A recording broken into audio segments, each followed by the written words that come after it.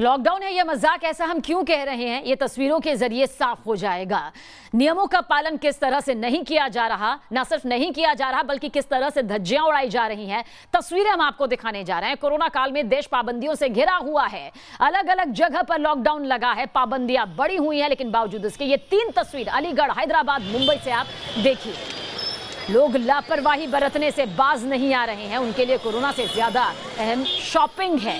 ईद से पहले अलग अलग शहरों से बाजार में भीड़ की ये तस्वीर सामने आ रही है। ये भीड़ कोरोना को सीधे सीधे न्योता दे रही है। अलीगढ़ के महावीरगंज बाजार की तस्वीर आप देखिए। इतनी भीड़ जुट गई कि लॉकडाउन मजाक लगने लगा। ऐसा लगा जैसे कि कोरोना महामारी है ही नहीं, लेकिन हकीकत ये है कि ये दावत दे रहे हैं, महामारी को और खौफनाक बना रहे हैं। हैदराबाद से भी कुछ ऐसी ही तस्वीर सामने आई है। ये तस्वीरें एक एक करके हम आपके सामने रख रहे हैं। आस्था है, आस्था की कद्र यहाँ पर की जाती है, होनी भी चाहिए, लेकिन फिलहाल जहाँ पर मंदिर, मस्जिद, दरवाजे बंद है क्योंकि इस वक्त घर से बाहर निकलना खतरे से खाली नहीं है, खुद कुल्हाड़ी पर पैर दे मारना है। और ये तस्वीर यही गवाही यहाँ पर दे रही है। सोचिए सोचिए किस तरह की ये तस्वीर यहाँ पर सामने आ रही है, जहाँ पर लोग धड़ल्ले से होकर निकल रहे हैं। अलीगढ़ की तस्वीर भी आप सावधानी से और गौर से देख लीजिए, क्योंकि आपको इस भीड़ का हिस्सा कतई नहीं बनना है। और जो बन रहे हैं वो खुद मौत को दावत दे रहे हैं, खतरे को दावत दे रहे हैं। लेकिन दिक्कत ये है कि ये बीमारी एक के बाद दूसरे को होती है, और जब होती है तो फिर उसकी चपेट में आपके अपने वो लोग भी आ जाते हैं जो शायद घर में मौजूद होते हैं। मुंबई की तस्वीर भी आप देख लीजिए। लॉकडाउन तो यहाँ पर लगा हुआ है, लेकिन गाड़ियाँ चलती हुई आपको नजर आएंगी, बाहर लोग आपको नजर आएंगे, बाजार में खरीदारी करते लोग आपको नजर आएंगे।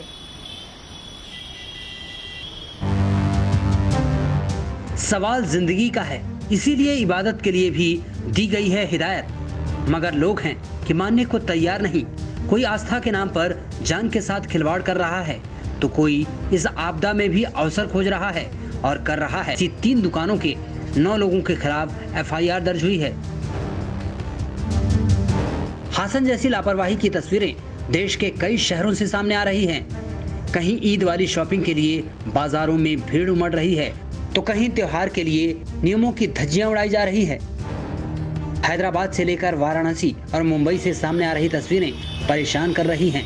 ईद से पहले उमड़ रही भीड़ कोरोना की टेंशन को और बढ़ा रही है। सरकार की कड़ी गाइडलाइन है, प्रशासन भी सख्ती बरत रहा है। धर्मगुरु भी अपील कर रहे हैं, न गले मिलें, न हाथ मिलाएं, दूर से कहें मुबारकबाद। अभी शांति और सादगी से मनाएं त्योहार, ताकि देश में और गंभीर ना हो कोरोना का वार। Team news nation. तो कोई दो राय नहीं कि पहले से बहुत कुछ बिगड़ चुका है, इसे और बिगाड़ने की ज़रूरत नहीं है, संभलने की ज़रूरत है। मुंबई की तस्वीर भी आप देख लीजिए। कहने के लिए लॉकडाउन लगा हुआ है, कुछ मामलों में कमी दिखाई देती है, तो फिर लापरवाही की तस्वीर सामने आ जाती है। और ये तो बड़ी लापरवाही है जो इस वक्त आप देख रहे हैं।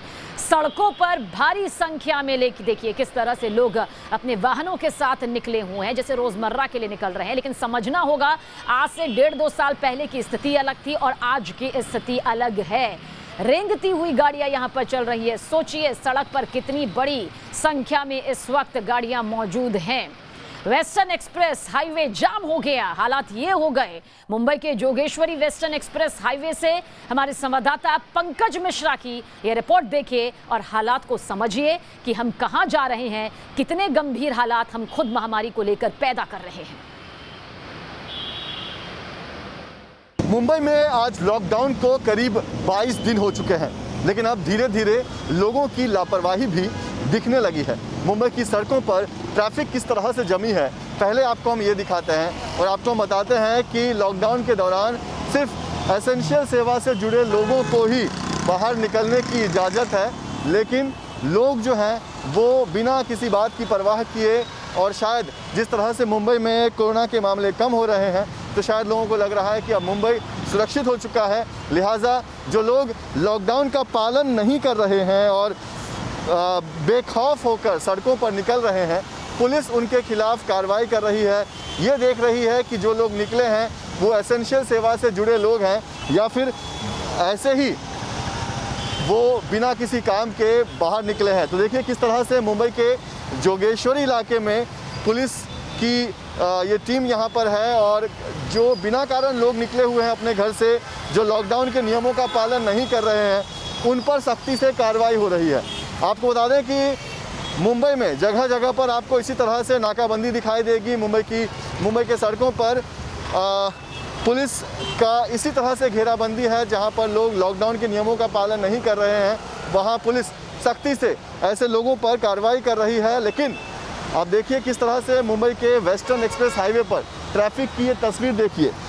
बहुत ही आगे तक इसी तरह से गाड़ियों की भीड़ है और ये बताने के लिए काफ़ी है कि कैसे लोग जो हैं वो अब धीरे धीरे लापरवाह होते जा रहे हैं। मुंबई में कोविड के मामले ज़रूर कम हुए हैं, लेकिन लॉकडाउन अभी भी लागू है। लिहाजा सरकार की तरफ से यही कहा जा रहा है कि अगर ज़रूरी काम ना हो तो घर से बाहर ना निकले।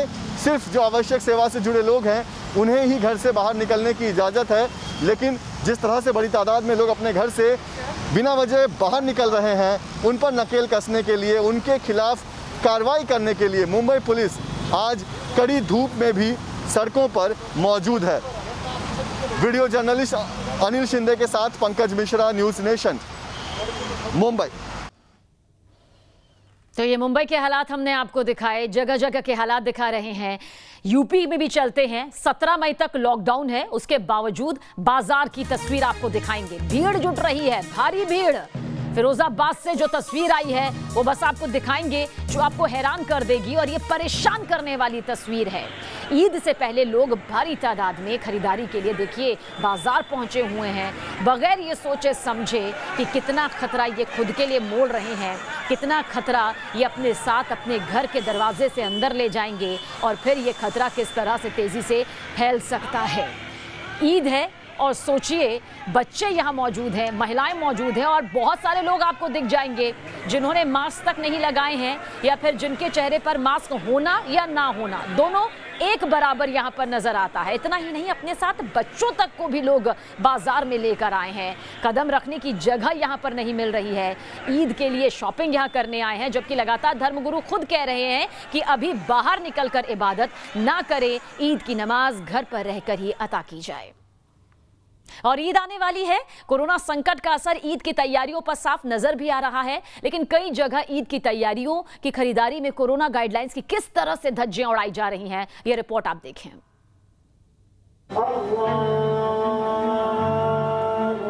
दिल्ली, हैदराबाद, वाराणसी, कोरोना काल में ईद की तैयारियों की ये 3 तस्वीरें हैं। ये तीनों तस्वीरें दिखा रही हैं कि ईद की तैयारियों को लेकर किस तरह स्थानीय मुस्लिम जुटे हुए हैं और इस महामारी के बावजूद कहीं कहीं कोरोना गाइडलाइंस की धज्जियां उड़ाई जा रही हैं। दिल्ली में कोरोना के कहर को देखते हुए ज्यादातर मुस्लिम बाहुल्य इलाके में ईद की रौनक गायब है। दरअसल ईद की नमाज को लेकर प्रशासन की तरफ से खास गाइडलाइन जारी हुई है, जिसके तहत ईदगाहों में एक साथ सिर्फ 5 लोग ही नमाज पढ़ सकते हैं। दिल्ली में इस गाइडलाइंस का पूरा असर दिख रहा है। लोगों को कहना है कि वो इस बार एहतियात में ही ईद मनाएंगे। तो हम घरों में ईद मनाएंगे और 4-4, 5-5 लोग जिस तरह नमाज पढ़ते हैं हम लोग नमाज पढ़ेंगे और जो घर में थोड़ा बहुत होगा उसी से हम अपनी ईद मनाएंगे। हमारी खुशी बेहतर ज़्यादा ये होगी कि मुल्क में सलामती रहे, मुल्क के लोग बेहतर रहें और मुल्क में जल्दी अच्छी सा माहौल बने और लोग दोबारा से अपनी खुशियाँ मनाएं। जो कानून है कानून के हिसाब से चलना पड़ेगा ना, जो हमारा वो मना करा है तो मना कर रही थी, उसके अंदर कोई वो नहीं है। लॉकडाउन का पालन करें, बहुत भयानक बीमारी है। जिसके घर में जो मर रहा है कोरोना से वो हालात जानता है और हम भी उन लोगों की बातें समझें या देखें तो हमारे ऊपर भी एहसास होगा इस बात का। लेकिन हैदराबाद से आई तस्वीरें कोरोना से जंग को कमजोर कर रही हैं। ये इलाका पुराने हैदराबाद के 4 मीनार इलाके का है, जहां ईद की खरीदारी बेरोक-टोक जारी है। लोगों में कोरोना का कोई खौफ नहीं है। खरीदारी कर रहे लोगों ने ना मास्क पहना हुआ है और ना ही कोई सोशल डिस्टेंसिंग का ख्याल रखा है। ऐसे में कोरोना का संकट और बढ़ने का खतरा पैदा हो गया है। ऐसी ही तस्वीर उत्तर प्रदेश के वाराणसी इलाके की है। यहाँ भी ईद के उत्साह में लोग कोरोना के जंग को पलीता लगाने की कोशिश करते दिखाई दिए, जबकि यूपी में कोरोना कर्फ्यू लगा हुआ है। पुराने वाराणसी के मुस्लिम बाहुल्य दाल मंडी इलाके में जब भीड़ भाड़ की खबरों को देखते हुए पुलिस पहुंची तो लोगों में भगदड़ मच गई। पुलिस ने लाउड स्पीकर के जरिए लोगों को चेतावनी दी तो धड़ाधड़ दुकानों के शटर बंद होने लगे। यहाँ कोरोना गाइडलाइन को तोड़ने के आरोप में 200 बाइकर का चालान किया गया। उधर मुस्लिम धर्म गुरु लोगों से ईद की पूरी एहतियात बरतने की अपील कर रहे हैं। अजमेर की ख्वाजा मोइनुद्दीन चिश्ती दरगाह इंतजामिया की तरफ से लोगों से घर पर रहकर ईद मनाने और कोरोना महामारी खत्म होने के लिए दुआ मांगने को कहा गया। मुस्लिम धर्म गुरुओं का कहना है कि जब दुनिया के साथ भारत भी कोरोना को हरा देगा उस दिन सच्ची ईद होगी। आजकल ये आपदा का जो वक्त है, इसमें नए कपड़े ना लें, मिठाइयाँ ना लें, सिवैयाँ ना बनाएं, बस खजूर खा लें। मिठाई की नीयत से खजूर खा लें, सुन्नत अदा हो जाएगी, नमाज पढ़ लें। ईद का मतलब नए कपड़े ज़रूरी नहीं है, ईद का मतलब खुशी मनानी ज़रूरी नहीं है। ईद का मतलब ये है कि नमाज पढ़ो, अल्लाह का शुक्र करो और गरीबों से हमदर्दी करो, गरीबों को चैरिटी दो। कोरोना से लड़ाई किसी एक इलाके या एक तबके की बस की बात नहीं है। इसे हर हिंदुस्तानी को पूरी शिद्दत से लड़ना होगा, तभी कोरोना का संकट खत्म होगा।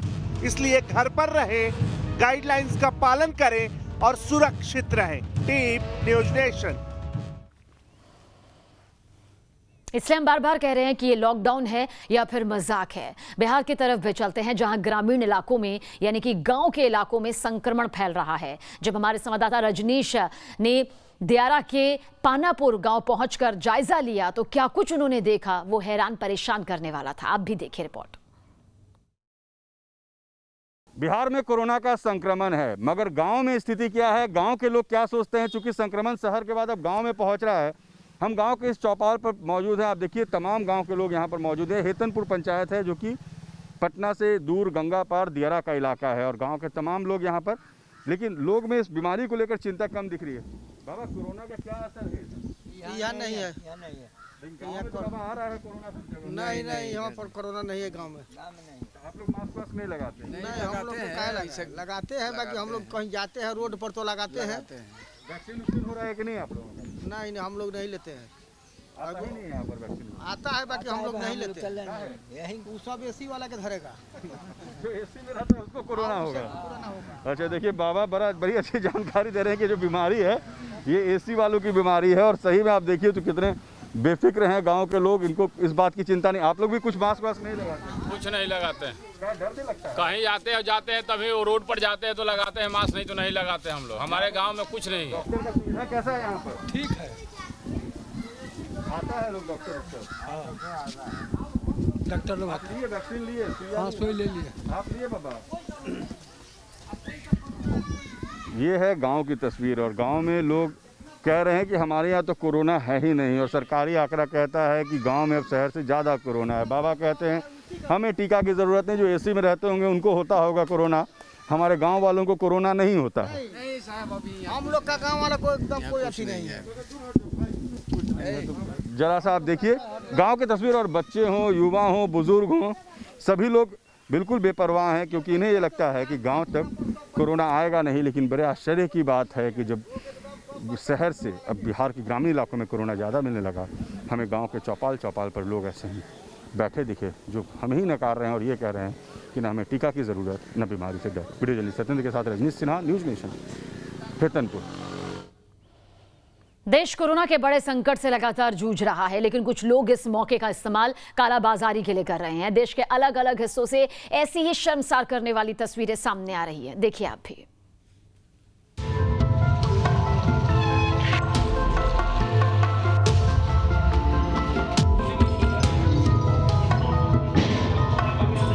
पुलिस की छापेमारी और एक घर से बरामद हुए 33 ऑक्सीजन सिलेंडर। हरियाणा में अंबाला की पुलिस ने कार्रवाई की और सिलेंडर को जब्त किया। जहाँ पर ऐसी जानकारी आ रही है उनके खिलाफ कार्रवाई कर रहे हैं। लगभग 45 लोगों को हम गिरफ्तार कर चुके हैं और हम बख्शेंगे नहीं किसी को। ऐसे समय में जो मुनाफाखोरी करने की कोशिश करेगा, चाहे वो मेडिसिन में करेगा, चाहे वो सिलेंडर में करेगा या किसी और चीज़ में करेगा, तो हम उनको बख्शेंगे नहीं। कालाबाजारी की ये तस्वीरें एक राज्य तक सीमित नहीं है, कई राज्यों से ऐसी खबरें आ रही हैं। ऑक्सीजन सिलेंडर की कालाबाजारी हो रही है। इसके साथ ही फेक मेडिसिन की खबरें भी सामने आ रही हैं। फेक रेमडेसिवियर इंजेक्शन का काला कारोबार चल रहा है। दिल्ली में 8 लोगों की गिरफ्तारी की गई है। महामारी इतने चरम पर है, हजारों लोगों की डेथ हो चुकी है, संक्रमण लगातार बढ़ता जा रहा है। ऐसे आपदा में लोग अवसर की तलाश करके कहीं ना कहीं बड़ा जुर्म भी कर रहे हैं। रेमडेसिविर इंजेक्शन के लिए कालाबाजारी काफी तेजी से हो रही है। इसको लेकर के पुलिस ने भांडाफोड़ करके 7 से 8 लोगों को गिरफ्तार भी किया और गिरफ्तार करने के साथ में उनके पास से तमाम ऐसे इंजेक्शन जो फेक इंजेक्शन थे वो भी बरामद किए हैं।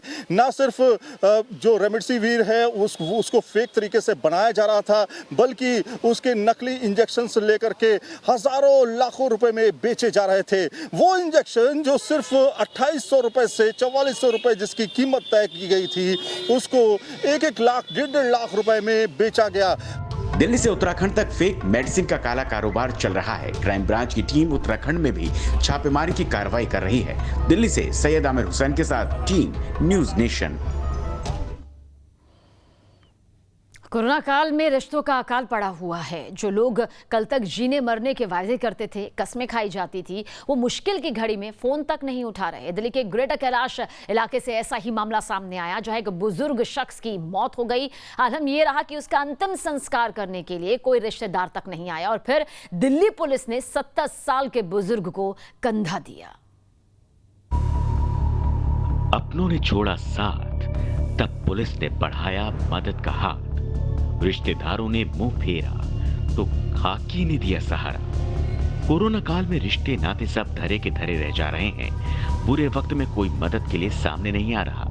ये 70 साल के सुरेश कुमार बूटा का जनाजा है, जिसको अपनों का कंधा मयस्सर न हुआ। अंतिम विदाई के वक्त रिश्तेदारों ने मुंह फेर लिया। पड़ोसियों ने भी सारे नाते रिश्ते को तिलांजलि दे दी। मृतक सुरेश कुमार बूटा के बेटे ने रिश्तेदारों से लेकर पड़ोसियों से मदद मांगी, लेकिन सब ने हाथ खड़े कर दिए। हार मानकर मृतक के बेटे गौरव ने दिल्ली पुलिस को फोन किया। ऐसे नाजुक मौके पर दिल्ली पुलिस के जवान आगे आए और सुरेश कुमार बूटा को अंतिम विदाई अपने कंधों पर दी। शमशान तक पहुंचाया और बाकायदा उनका अंतिम संस्कार किया।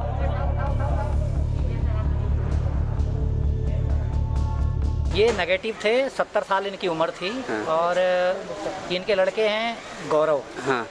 उन्होंने फ़ोन किया था। हाँ। थाने में कॉल भी करी थी और फ़ोन भी किया था। हाँ। कि मेरे पिता हैं सुरेश कुमार बूटा। हाँ। उनकी डेथ हो गई है। हाँ। और उसमें मेरी मदद की जाए क्रिमेशन में, क्योंकि मेरा कोई भी रिलेटिव वगैरह मेरे साथ नहीं है, कोई मेरी मदद करने के लिए नहीं आ रहा है। अच्छा। तो इसलिए उन्होंने काफ़ी उम्मीद के साथ और भरोसे के साथ हमसे मदद मांगी। जो SHO साहब ने हमें इमीडिएट तुरंत बोला, आप 3-4 लोगों को लेकर के जाइए और जितनी भी उनकी मदद हो सकती है करिए। ग्रेटर कैलाश पार्ट 1 में रहने वाले 70 साल के सुरेश कुमार बूटा अपने परिवार के साथ इसी घर में रहते थे। कुछ दिन पहले सुरेश कुमार बूटा को छोड़कर घर के सभी लोगों को कोरोना हो गया, जिसकी वजह से सभी लोग आइसोलेशन में थे, जबकि बहू की हालत गंभीर थी, लिहाजा उसका इलाज अस्पताल में चल रहा था। ऐसे में जब सुरेश कुमार बूटा की मौत हुई तो बेटे गौरव ने सभी से मदद की गुहार लगाई। कोई भी मदद के लिए आगे नहीं आया, न ही रिश्तेदार न ही पड़ोसी। बुरे वक्त में पुलिस और घर के नौकर ने अंतिम संस्कार किया, जबकि सुरेश कुमार बूटा की मौत नेचुरल थी। हमारे मालिक को 2-3 दिन से कमजोरी महसूस हो रहा था। हाँ। उन्होंने दरवाजा नहीं खोल रहे थे। आज हम 12 बजे उनका दरवाजा करके आए, नहीं खोले। फिर हमने दरवाजा तोड़ा तो वो अंदर खत्म हो चुके थे। हाँ। उनकी डेथ हो चुकी थी। हाँ। तो हमारे उनके लड़के जो थे वो सब रिश्तेदारों को कॉल किया, कोई भी नहीं आया, आस पड़ोस के लोग भी नहीं आए, कोई रिश्तेदार भी नहीं आए। हाँ। तो फिर दिल्ली पुलिस ने हमारी मदद की, उन्होंने दाह संस्कार किया। तो घर में सारे कोरोना पॉजिटिव है। उनकी बहू जो थी वो हॉस्पिटलाइज है। अच्छा। और उनके बेटे भी कोरोना पॉजिटिव है, उनके पोते भी कोरोना पॉजिटिव थे। सारे घर में कोरोना पॉजिटिव है। हमें उम्मीद, दिल्ली पुलिस को पूरा उम्मीद थी। जैसे उनको मैंने कॉल किया वो तुरंत पहुँचे, हमारी पूरा सहयोग दिए और कदम से कदम मिला के हमारा साथ दिया। कोरोना के इस दौर में लोगों में इंसानियत खत्म होती जा रही है। लोग मानवता की सारी हदें पार कर दे रहे हैं। कोई किसी को मदद के लिए सामने नहीं आ रहा। जो रिश्तेदार कल तक हर सुख दुख में खड़े रहने की बड़ी बड़ी डींगे मारते थे, वो बुरे वक्त में सबसे पहले मुंह फेर ले रहे हैं। वो तो भला हो पुलिस के उन सिपाहियों का जो समाज की हिफाजत के साथ साथ सामाजिक जिम्मेदारियों को भी निभा रहे हैं। Team news nation. कुछ और जरूरी खबरों के साथ फौरन हाजिर होंगे, आप बने रहिए हमारे साथ।